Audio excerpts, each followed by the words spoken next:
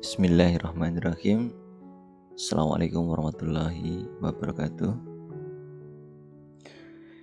Alhamdulillahirrahmanirrahim. Di kesempatan pagi hari ini Allah senantiasa masih memberikan kepada kita segenap kesehatan. Allah masih memberikan kita segenap nikmat, sehingga di pagi hari ini kita masih dipertemukan kembali dalam pelajaran biologi yang insya Allah nanti selama beberapa menit ke depan akan kita bahas berkaitan dengan biologi. Pada kesempatan ini Bapak akan menjelaskan urutan-urutan yang nanti akan kita bahas tentang materi jamur. Jadi untuk peta konsepnya nanti untuk yang akan kita bahas yaitu tentang ciri umum dari jamur, kemudian struktur tubuh jamur. Nah, kemudian ada klasifikasi jamur yang meliputi ada 4, Zygomicota, Ascomycota, Basidiomycota, dan Deuteromycota. Nah, kemudian ada simbiosis jamur, itu nanti berupa lichens dan mycorrhiza. Kemudian cara hidup jamur ada yang saprofit dan parasit. Nah, ada pula reproduksi jamur baik secara vegetatif dan generatif. Nah, ada juga nanti peran jamur, entah itu yang menguntungkan ataupun merugikan. Jadi itu nanti urutan-urutan materi yang akan kita bahas pada beberapa pertemuan ke depan, yang itu tentang jamur. Jadi secara umum jamur itu merupakan organisme eukariotik dan merupakan kebanyakan multiseluler, walaupun beberapa juga ada yang uniseluler. Kemudian ciri yang membedakan jamur dengan tumbuhan adalah kalau jamur itu tidak berklorofil. Nah, kemudian dalam jamur itu atau fungi itu dinding selnya mengandung kitin dan glukan. Apa itu kitin dan glukan akan kita bahas nanti ketika bahas di struktur. Nah, jadi jamur ini juga bersifat heterotrof. Heterotrof itu apa? Ya tidak mampu membuat makanan sendiri kayak itu, karena tidak memiliki klorofil kayak itu. Nah, sehingga sifat dari jamur sendiri adalah saprofit, kemudian biasanya parasit juga, dan biasanya juga hidup bersimbiosis dengan organisme lain. Nah, kemudian jamur banyak terdapat di lingkungan sekitar kita. Begitu juga bentuknya pun macam-macam kayak gitu. Ada yang seperti bola, kemudian seperti gada, atau kalau dalam bahasa Jawanya kita menyebutnya godo. Seperti godo itu seperti pukulnya Thor itu godo. Nah, kemudian ada yang seperti payung dan lain sebagainya. Nah, kemudian jamur itu berhabitat biasanya itu berada di tempat lembab. Kemudian banyak juga hidup itu di tempat yang kurang cahaya. Kemudian juga ada yang hidup di air laut, kemudian ada di air tawar, kemudian di tempat asam kayak gitu. Kemudian ada juga yang bersimbiosis dengan ganggang yang membentuk lumut kayak gitu, atau nanti kita akan bahas tentang biasanya sering kita sebut dengan lichens. Untuk selanjutnya akan kita bahas tentang struktur tubuh jamur. Jadi struktur tubuh jamur itu tergantung pada jenisnya. Ada jamur yang uniseluler, itu misalnya kamir kayak gitu. Nah, ada pula jamur yang multiseluler, itu membentuk tubuh besar, bahkan ukurannya bisa mencapai 1 meter kayak gitu. Contohnya apa? Jamur kayu. Nah, tubuh jamur sendiri itu tersusun dari komponen dasar yang disebut dengan hifa kayak gitu. Nah, hifa nanti jadi dari komponen dasarnya hifa membentuk sebuah jaringan yang disebut dengan miselium.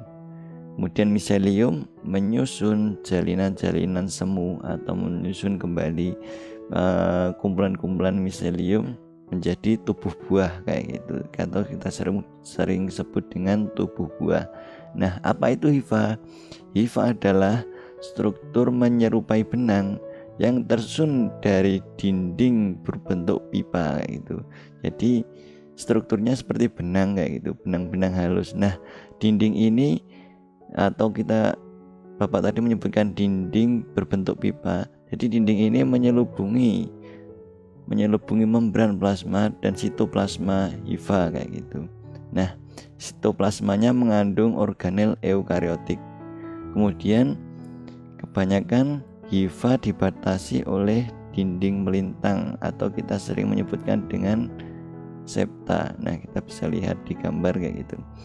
Jadi septa ini mempunyai pori besar yang cukup untuk melewati ribosom, mitokondria, dan kadangkala inti sel yang mengalir dari sel ke sel kayak gitu. Nah, akan tetapi ada pula hifa yang tidak bersepta, atau kita sering disebutkan bahwa hifa ini disebut dengan hifa senositik kayak gitu. Nah, kemudian struktur hifa senositik ini dihasilkan oleh pembelahan inti sel berkali-kali yang tidak diikuti dengan pembelahan sitoplasma. Jadi secara garis besar jamur itu tersusun atas hifa kayak gitu. Nah, dari hifa itu akan membentuk sebuah jaringan miselium, kemudian akan membentuk miselium, kemudian akan bentuk tubuh buah kayak gitu. Nah, sebagai catatan bahwa hifa pada jamur yang bersifat parasit biasanya mengalami modifikasi menjadi Haustoria yang merupakan organ penyerap makanan dari substrat gitu. Jadi Haustoria dapat menembus jaringan substrat gitu. Nah, pada beberapa jamur itu dinding hifa itu mengandung selulosa, tetapi pada umumnya terutama hifa itu pada jamur itu terdiri atas nitrogen organik, atau kita sering menyebutnya dengan kitin kayak gitu. Nah, adapun macam-macam hifa, yang pertama ada aseptan atau hifa yang tidak mempunyai sekat atau septon dan biasanya disebut dengan senositik, Bapak sudah sebutkan di awal tadi. Kemudian ada septat unineklus, yaitu hifa dengan sel berinti tunggal. Nah, kemudian ada sekat yang nanti membagi hifa menjadi ruang-ruang, dan di setiap ruangan itu berisi satu inti sel. Nah, kemudian septat multinukleus, yang yaitu hifa dengan sel banyak kayak gitu. Kemudian Bapak akan menerangkan tentang klasifikasi jamur. Untuk jamur sendiri, klasifikasinya berdasarkan cara reproduksi seksualnya. Adapun klasifikasi jamur dibagi menjadi 4 divisi, yaitu apa aja? Zygomycotina, atau sering kita sebut juga dengan zygomicota, kemudian Ascomycotina, atau juga bisa kita sebut Ascomycota, kemudian Basidiomycotina atau Basidiomycota juga, kemudian ada Deuteromycotina atau Deuteromycota, atau sering kita sebutnya seperti itu. Nah, untuk yang pertama yang akan kita bahas adalah Zygomicota. Jadi kelompok Zygomicota ini dinamakan atau dikelompokkan dalam klasifikasi Zygomicota ini karena cirinya adalah membentuk spora istirahat berdinding tebal yang disebut dengan zygospora. Kemudian Zygomicota ini biasanya berhabitat di darat, kemudian di tanah, kemudian pada sisa organisme mati kayak gitu. Nah, Zygomicota ini juga merupakan kelompok utama yang dapat dikatakan penting kayak gitu, membentuk mikoriza. Apa itu mikoriza? Jadi mikoriza itu merupakan simbiosis jamur dengan akar tanaman kayak gitu. Nah, nanti akan kita bahas lagi tentang mikoriza ini. Jadi mikoriza itu salah satu ciri dari Zygomicota kayak gitu. Nah, anggota Zygomicota ini yang utama adalah hidup sebagai saprofit. Nah, kemudian ciri selanjutnya dari jamur Zygomicota atau Zygomicotina ini adalah mempunyai hifa bercabang-cabang dan tidak bersekat atau sering disebut dengan sinusitik. Nah, dengan dinding sel tersusun dari zat kitin kayak gitu. Adapun tipe-tipe hifa pada jamur Zygomicotina atau Zygomicota ini diantaranya adalah yang pertama stolon. Stolon yaitu hifa yang membentuk jaringan pada permukaan substrat dan menghubungkan dua kumpulan sporangium gitu. Nah, kemudian yang kedua ada yang namanya rhizoid. Jadi rhizoid yaitu hifa yang menembus substrat untuk menyerap makanan. Kemudian yang ketiga adalah sporangiofor. Jadi sporangiofor yaitu hifa yang tumbuh tegak pada permukaan substrat dan memiliki sporangia globuler atau berbentuk bulat di ujung-ujungnya kayak gitu. Kemudian jamur Zygomicotina atau Zygomicota ini bereproduksi secara aseksual dan seksual. Akan kita bahas secara detail untuk reproduksi dari kelompok jamur ini. Jadi untuk reproduksi Zygomicota secara aseksual ini menggunakan spora vegetatif. Kalian bisa lihat di gambar bahwasanya kalau secara aseksual akan bentuk semacam spora vegetatif. Nah, untuk reproduksi secara seksual itu nanti seperti apa? Jadi untuk reproduksi secara seksual nanti hifa jantan atau hifa plus kayak gitu dan hifa betina atau hifa men akan saling berdekatan. Nah, hifa-hifa yang berdekatan tersebut akan membentuk cabang hifa atau sering kita sebut dengan gametangium. Nah, kemudian setelah berdekatan dan membentuk gametangium akan berkembang kemudian membentuk zygosporangium muda kayak gitu. Dari zygosporangium akan berkembang kemudian membentuk nukleus diploid, kemudian barulah akan membentuk sporangium kemudian disebarkan. Nah, seperti itu. Kalian bisa lihat di gambarnya seperti itu. Adapun contoh dari Zygomicota itu misalnya adalah spesies Rhizopus sp. Jadi Rhizopus sp ini merupakan jamur yang mampu memecah amilum menjadi dextrosa, protein, dan lemak. Dan biasanya itu berada di kedelai kayak itu. Nah, kemudian beberapa jenis Rhizopus itu ada beberapa macam, antara lain Rhizopus tolonifer yang merupakan jamur yang biasa tumbuh pada roti basi, yaitu kalau kalian melihat roti yang sudah lama basi itu ada jamur di atasnya. Nah, itu Rhizopus tolonifer. Kemudian Rhizopus oligosporus dan Rhizopus oryzae. Ini yang merupakan jamur yang membantu dalam proses pembuatan tempe. Kemudian Rhizopus nigricans. Nah, ini jenis Rhizopus yang menghasilkan asam fumarat dan biasa tumbuh pada tomat. Kemudian yang selanjutnya dari spesies Mucor mucedo. Nah, itu biasanya ditemukan di kotoran hewan ternak kayak gitu. Kemudian Mucor hirnalis itu berperan dalam proses pembuatan fermentasi susu kedelai.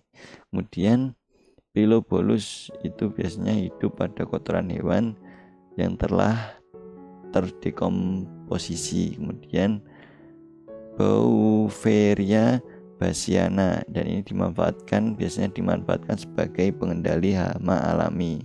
Kemudian ada dari kelompok ada spesies Metarhizium anisopliae, ini berperan dalam mengendalikan kumbang Colorado.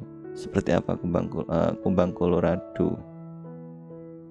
Jadi seperti ini kumbang Colorado. Untuk selanjutnya akan kita bahas berkaitan dengan jamur Ascomycotina. Nah, ciri-ciri jamur dalam kelompok Ascomycotina adalah memiliki hifa bersekat dan berinti banyak.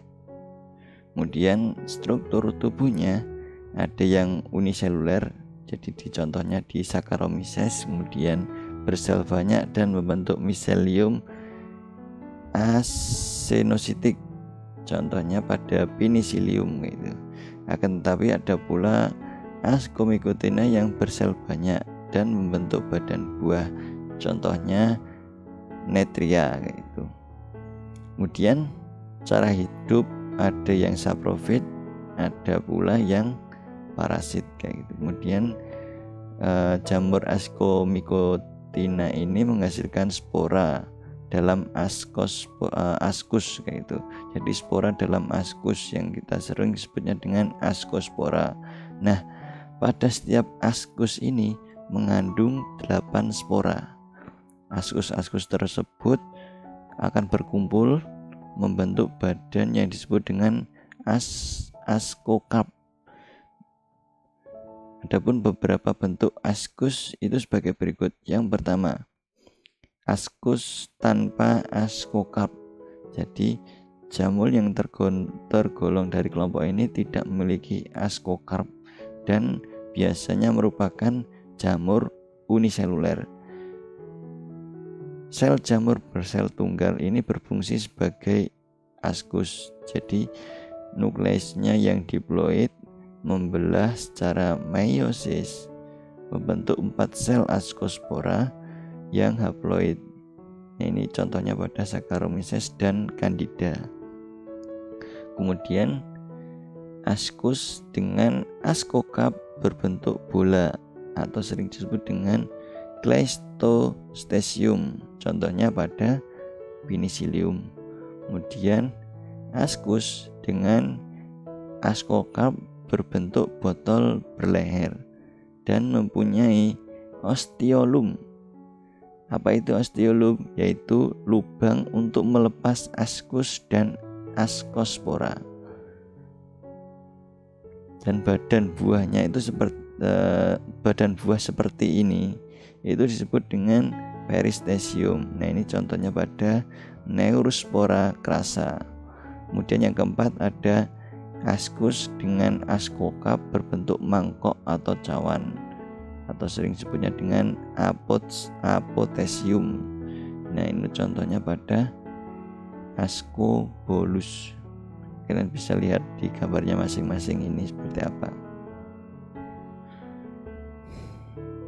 Adapun reproduksi dari Ascomycotina itu ada secara reproduksi aseksual dan reproduksi seksual. Reproduksi aseksual pada Ascomycotina multiseluler dilakukan dengan fragmentasi miselium dan pembentukan conidia. Nah, kemudian reproduksi aseksual pada Ascomycotina uniseluler itu dengan membentuk tunas. Jadi ada yang fragmentasi dan ada yang membentuk tunas. Kemudian yang selanjutnya reproduksi seksual. Reproduksi seksual pada Ascomycotina uniseluler terjadi dengan cara konjugasi.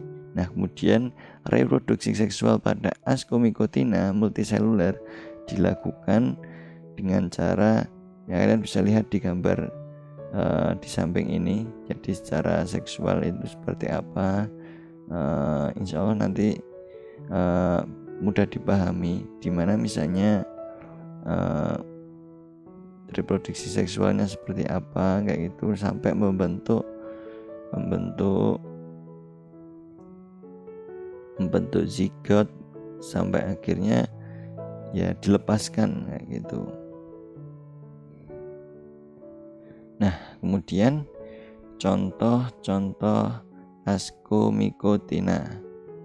Nah, untuk Ascomycotina ini salah satu contohnya adalah Saccharomyces atau sering disebut juga dengan kalau kita tahunya kan ragi. Kemudian contoh-contoh Ascomycotina. Untuk yang pertama adalah Saccharomyces atau kita sering menyebutnya dengan ragi. Jadi Saccharomyces ini merupakan mikroorganisme uniseluler dan tidak mempunyai badan buah kayak gitu. Jadi pada spesies Saccharomyces ini dapat melakukan fermentasi yang biasa dimanfaatkan sebagai pembuatan tape, kemudian roti, kemudian anggur kayak gitu. Nah, untuk reaksi fermentasinya kalian bisa perhatikan kayak gitu. Bagaimana proses Saccharomyces ini akan memecah gula C6H12 dan O6, nanti akan membentuk alkohol hasilnya. Jadi akan menghasilkan berupa alkohol, kemudian 2CO2 plus energi. Dan biasanya kan kalau kalian tahu kayak gitu, kalau dalam pembuatan tape itu biasanya kalau sedang proses fermentasi itu kan menghasilkan sedikit panas. Nah, itu energi yang dihasilkan. Nah, kemudian selama proses fermentasi Saccharomyces ini mengubah gula menjadi alkohol dan karbon dioksida. Nah, karbon dioksida ini yang mengakibatkan adonan roti mengembang kayak gitu. Kemudian adapun jenis-jenis Saccharomyces sebagai berikut. Yang pertama, Saccharomyces cerevisiae. Ini berguna sebagai pembuatan tape dan roti. Kemudian Saccharomyces tuak atau ini dimanfaatkan untuk fermentasi air nira atau legen menjadi tuak. Kalau biasanya untuk minuman-minuman keras kayak gitu. Kemudian Saccharomyces ellipsoideus. Nah, ini memfermentasi buah anggur menjadi wine kayak gitu. Kemudian untuk selanjutnya akan kita bahas klasifikasi yang ketiga, yaitu Basidiomycotina. Nah, untuk struktur tubuhnya ini bersifat multiseluler dan biasanya makroskopis. Jadi bentuknya lumayan besar kayak gitu. Pada umumnya tubuh buah Basidiomycotina ini mempunyai bagian-bagian sebagai berikut. Yang pertama, tudung atau pileus. Itu merupakan bagian yang di bagian bawahnya mengandung bilah-bilah kayak gitu. Nah, pada jamur muda biasanya ini pileus itu dibungkus oleh selaput yang disebut dengan Phylum universale dan akan setelah berkembang menjadi dewasa itu pembungkusnya tersebut akan pecah kayak itu. Nah, kemudian untuk bilah itu sendiri namanya adalah lamela. Ini merupakan biasanya bagian bawah tudung itu berbentuk seperti len kayak gitu. Nah, kemudian tangkai tubuh buah itu sering disebut juga dengan stipe. Ini merupakan massa miselium yang sangat kompak dan tumbuh tegak menopang tudung kayak gitu. Nah, kemudian tangkai itu buah tadi yang nantinya akan membuat jamur Basidium mycotina ini menjadi tumbuh ke atas kayak gitu. Nah, kemudian ada namanya vulva. Nah, ini merupakan bagian sisa pembungkus yang terdapat pada dasar tangkai kayak gitu. Nah, kalian bisa lihat pada gambar berikut ini kayak gitu. Nah, kemudian ciri selanjutnya dari jamur Basidium mycotina ini adalah memiliki hifa bersekat. Jadi hifa vegetatifnya itu mempunyai satu inti atau N, dan hifa generatifnya mempunyai 2 inti atau 2 N.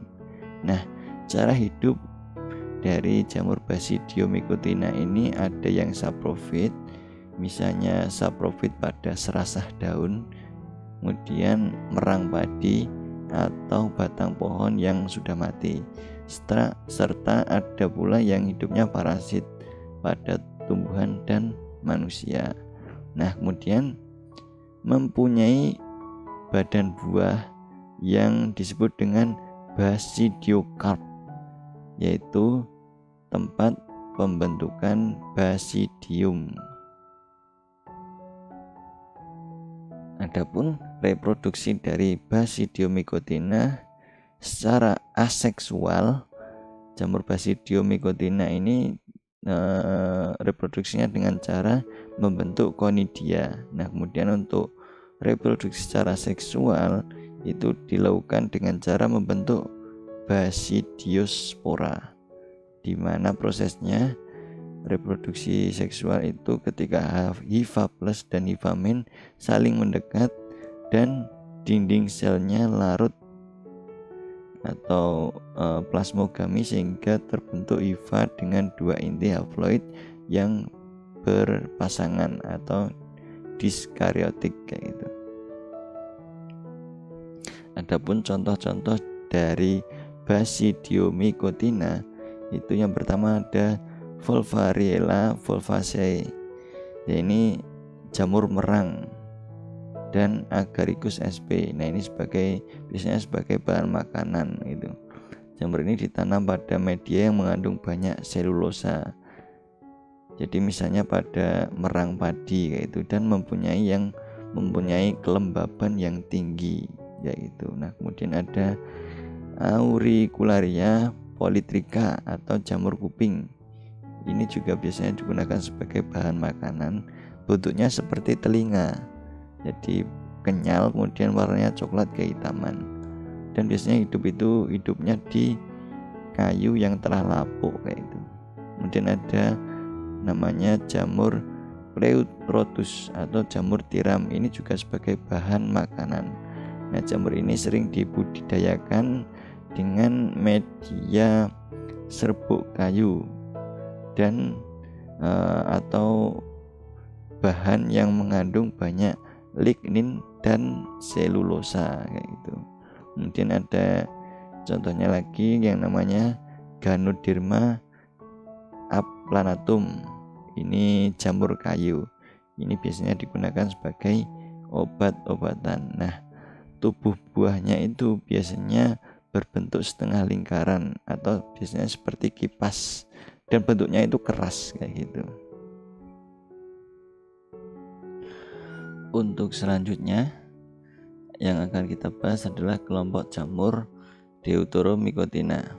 Nah, untuk ciri-ciri jamur Deuteromycotina ini memiliki hifa bersekat dan dinding selnya tersusun dari zat kitin. Kemudian biasanya kalau jamur Deuteromycotina ini jarang membentuk tubuh buah kayak gitu, dan berukuran mikroskopis atau biasanya bentuknya kecil kayak gitu. Nah, kemudian hidup sebagai saprofit atau parasit, dan kemudian reproduksi seksualnya belum diketahui. Jadi semua jenis jamur yang sudah dapat diidentifikasi, semua jenis jamurnya itu sudah dapat diidentifikasi, tapi belum diketahui cara reproduksi seksualnya. Ya, biasanya pada kelompok Deuteromycotina itu seperti itu. Nah, kemudian untuk reproduksi dari Deuteromycotina ini dilakukan secara aseksual itu dengan cara menghasilkan konidia dan blastospora atau membentuk tunas, dan artospora atau membentuk spora dengan benang-benang hifa kayak gitu. Nah,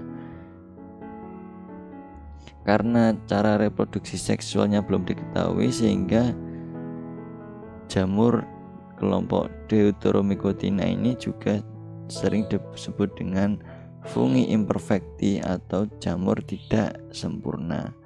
Apabila telah ditemukan cara reproduksi seksualnya, fungi tersebut dapat digolongkan pada divisi lain sehingga sesuai dengan cara reproduksi seksualnya kayak gitu. Nah, jadi intinya apa? Kalau dalam pengelompokan jamur itu didasarkan pada cara reproduksi seksualnya, tapi adapun jamur-jamur yang tidak memiliki reproduksi secara seksual nanti akan dikelompokkan pada Deuteromycotina. Nah, ketika nanti sudah diketahui cara reproduksinya, baru dikelompokkan ke entah itu Basidiomycotina, kemudian entah itu Ascomycotina, ataupun juga pada Zygomycotina kayak gitu. Makanya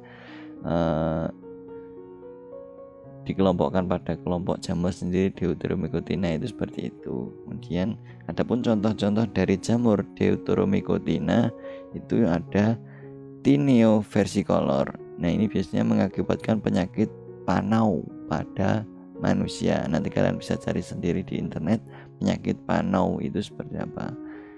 Malah paling sering kita sebut dengan panu itu loh. Panau itu kalau sering menyebutnya bahasanya panau atau panu kayak itu. Kemudian yang kedua adalah Epidermorphiton flocosum. Nah, itu mengakibatkan penyakit kaki atlet pada manusia. Penyakit kaki atlet itu seperti apa? Kalian bisa cari sendiri ya di internet. Kemudian Trichopiton, ini mengakibatkan penyakit kulit ringworm atau sering menyebutnya kadas kayak gitu pada manusia. Kemudian Helminthospora oryzae, ini sebagai parasit karena dapat merusak kecambah serta menyerang daun pada buah tanaman budidaya kayak gitu. Baik adik-adik semuanya, itu tadi beberapa hal tentang jamur, mulai dari struktur, kemudian klasifikasi dan contohnya. Sudah Bapak sedikit terangkan kayak gitu. Nah, untuk pertemuan selanjutnya nanti akan kita bahas tentang simbiosis dari jamur. Kemudian nanti juga akan kita bahas secara detail kembali terkait dengan reproduksi dan peranan jamur. Walaupun tadi sudah kita singgung beberapa contoh jamur dengan reproduksinya, kemudian peranannya di kehidupan itu seperti apa, tapi kita akan bahas secara detail di pertemuan selanjutnya. Baik, saya kira itu yang bisa Bapak sampaikan untuk hari ini. Kurang lebihnya mohon maaf. Bila itu video, wassalamualaikum warahmatullahi wabarakatuh.